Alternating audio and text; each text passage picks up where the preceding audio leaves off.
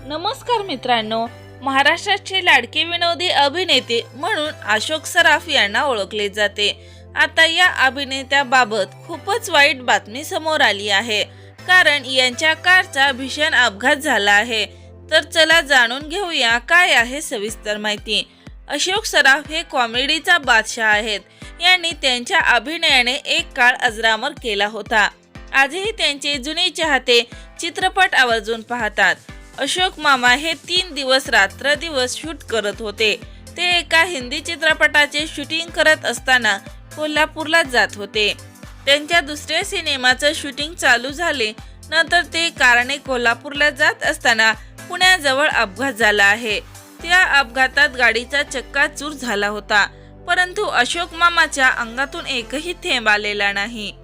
वेगाने गाडी ट्रकला आदळली आहे। या अपघातात गाडीचा दरवाजा उघडून मामा सीट सहित बाहेर पडले होते। अनेक जण तेथून निघून जात होते, परंतु त्यांना कोणीही ओळखत नव्हते।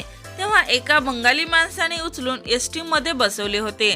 मानेला फ्रॅक्चर झाला आहे, तेव्हा त्यांना पुण्यातील ससून रुग्णालयात दाखल केले आहे। 3 दिवस अशोक मामा बेशुद्धच होते। तर मित्रांनो, ईश्वराच्या कृपेने एवढा भीषण अपघातातून अशोक मामा बचावले आहेत। तर मित्रांनो, आता लवकरात लवकर बरे व्हावे आणि कलासृष्टीत पुन्हा पुनरागमन करावे हीच ईश्वरचरणी प्रार्थना करूया।